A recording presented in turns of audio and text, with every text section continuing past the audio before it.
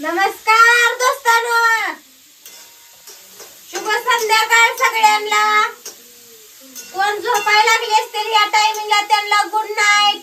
पण जेवून खाऊन झोपा, उपातापाशी झोपू नका। तिकडे बघा गॅसवर उकळी हाणतय, गदा गदा गदा गदा गदा गदा। 2 वांगी चिरले, त्याची आमटी केली या। आणि ही तुकडं रोजच तुकडं बनला। आजचा बघा 3रा दिवस आहे। आज सकाळी केलं नव्हतं म्हणून आता तुकडं करायला लागली। सकाळी केलते शेंगदाण्याच्या पोळ्या, फोडणीचा भात होता, बटाट्याचं कालवण होतं, साध्या चपात्या होत्या। आणि ते तुकडं भाकरी कसं टाकून बी वाटना त्या बाजरीच्या भाकरीवर वाळवून चांगल्या फडक्यात बांधून ठेवल्या होत्या। मग ते चुरल्या, वलवल्या आणि पाणी नितळून काही असं चुरून घेतलं या। चिवडा केल्यावर लय छान लागतंय। आणि टाकायला बी काय आपण काय नाश करणार नाही। मग शेरड आहे ती, कोंबड्या आहे त्या, कुत्रा आहे म्हणा, पर तरी बी वाटतंयच की तेवढं त्यांना काय मस्त तांदूळ हे हायत टाका येतेल किडक मिडक म्हणलं कांदा घालून केलं म्हणजे मस्त चिवड्यासारखं लागतंय। कांदा घालायचा, त्याला मिरची हो का एवढी चिरली, पोरं बी खाते ना, 4च मिरच्या चिरले त्या। जिरं टाकायचं, तेलात हळद मीठ टाकायचं आणि परतून घ्यायचं। लय गोड लागते। आजी सुद्धा म्हणते अगं बाय तुकडं केलं तर मला भाकर नको, मी तीच खाती म्हणते। तरी मी 2 भाकरी केल्या। त्यांनी तर काय जीवनच बसल्यात आहे। भाऊजीने दुपारी जरा फोडणीचा भात खाल्ला होता, आता किती उली उली खातेली। ती बघा तेल वतायच्या आधी जरा परतून घेतला लाल करून कांदा, म्हणजे पुन्हा भाजतो या। आणि जर का आपण तेल वतलं का ती मिरची पुन्हा भाजत नाही। इकडे तिकडे सारून आता ह्या तेल वतलं आता ह्यात मिरची टाकायची मध्ये।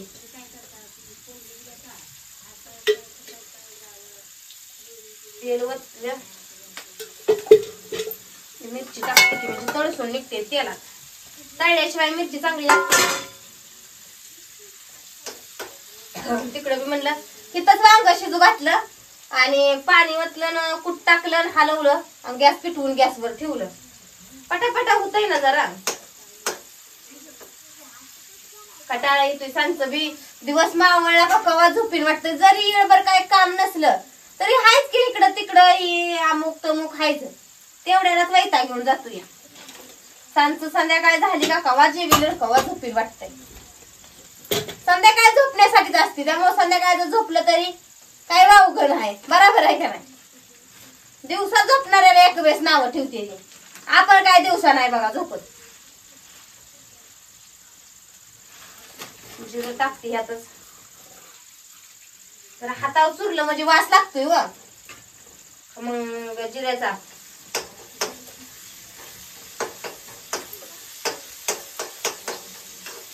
पोरं तर लय आवडीनं खाते। अंकितानं अनुराधानं तर पोळीच खाल्ली बघा आता ती शेंगदाण्याची। अनुष्कानं मग अशी भात खाल्ला दिवस मावळता, तिला तर सारखा भातच लागतोय। सकाळी बी बरं का तिनं शेंगदाण्याची अनुष्कानं पोळी खाल्ली नाही मोनानं। अनुष्का म्हणल्यावर तुमच्या ध्यानात येतंय का नाही कोणाला, मोना मोना आमची तिला भात तेवढा आवडतो। बापून सगळं खाल्ली नाही आज पोळी। कांदा जरा जास्त झाला म्हणजे 1.5 कांदा बास होता, मोठं मोठं असं कांदा होतं, 1.5 कांदा बास होता। पण अर्धा आता कुठं ठेवू म्हणलं टाकला ते बी चिरून। पण कांदा जास्त कशाला लागतो सांगा बरं, भज्याला कांदा जास्त लागतो।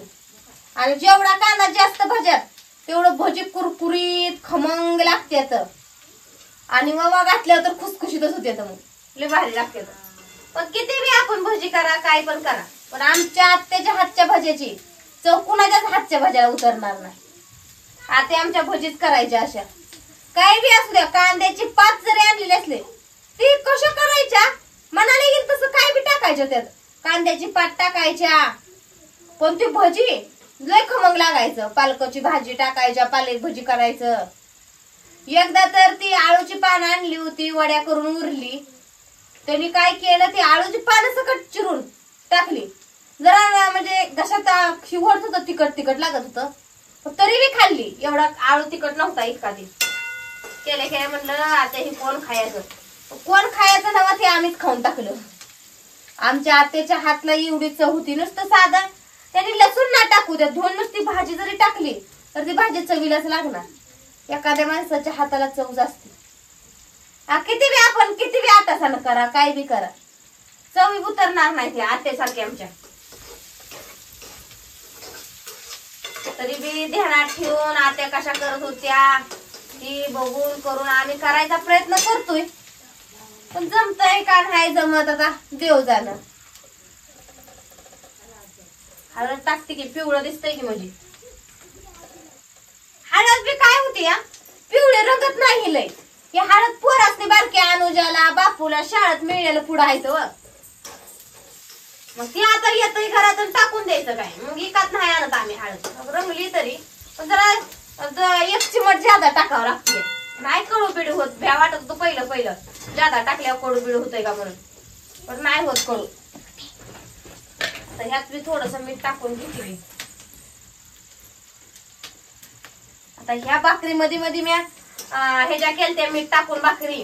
त्या मिठाच्या भाकरी त्या कसल्या तर ती बी देणार नाही माझ्या. आता मी जर ह्यात जरा ज्यादा मीठ गेलं तर मग खारट लागल आणि नाही मीठ टाकणं मिठात भाकरीत मीठ बीठ आहे का म्हणून तर आळणी होईल. नॉर्मल टाकती आळणी मूर्ती याची आणि मिठाशिवाय चव नाही. बरोबर आहे का नाही. काय पण करा तुम्ही पण मीठ टाकू नका. बरोबर चवीला लागतंय का. गुळमाट असू द्या पण त्याला मीठ पाहिजेच. मिठाशिवाय चव नाही. काय बी केलं कसं जरी केलं तर त्याला मीठ ही पाहिजे. आपण आता ते ह्याच्यात वाचत नाही का आपण ते हे गुरुवार मार्गशीर्ष महिन्यातलं गुरुवारची कहाणी त्यात सगळं त्या मिठाचं महत्व आहे बघा. त्यात तसंच आहे. सोन्या चांदीची सर येत नाही या मिठाला. ते मिठाची सर येत नाही सोन्या चांदीला. उलट झालं माझं.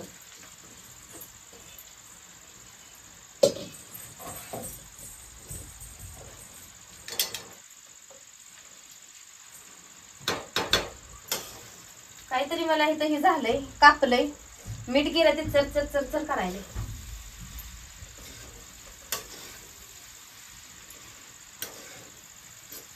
वांग बी शिजतय भाकरी बी करून घेतले त्या दोन. आपण काहीतरी खाऊ म्हणलं ही तुकडं बिकडं पर आबाला आजीला तरी गरम गरम भाकर सकाळच्या चपात्या पण आहे त्या शेंगदाण्याच्या 2-4 पोळ्या आहे त्या म्हणलं आपण खाऊया ही त्यांच्यासाठी म्हणून केलं.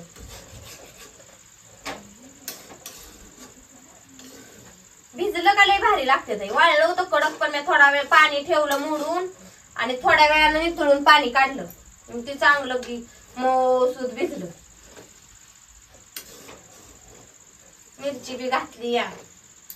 पहिलं आम्ही काय करायचो पोरांच्या ह्यानं मिठातच करायचो पण आजी आता कशी म्हणते चव येत नाही बायानो पोरासनी वेगळं कर पर मिरची टाकत्यात म्हणते. पोरा मी म्हणते ती टाक म्हणून मिरची आम्ही काढून ठेवतो त्यातली मिरची. डबल कुटाणा करायला नको. पोरांना बी कळतंय ना. आता अंकिताला ही म्हणते मम्मी राहू दे डबल कुटाणा करू नको आणि मिरची काढतो म्हणते.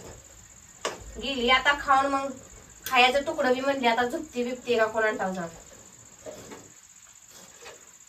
तिला बी जरा खोकलाच येतोय. औषधाची मस्त बाटली आणली पण खोकला काय राहायचं नाव घेणार. रात्री तर काल 12:30 वाजता पुरगी खोकतच होती तिच्यामुळे मला बी रात्री झोप नाही म्हणून आज जरा डोळं पेकायला लागले तर असू द्या.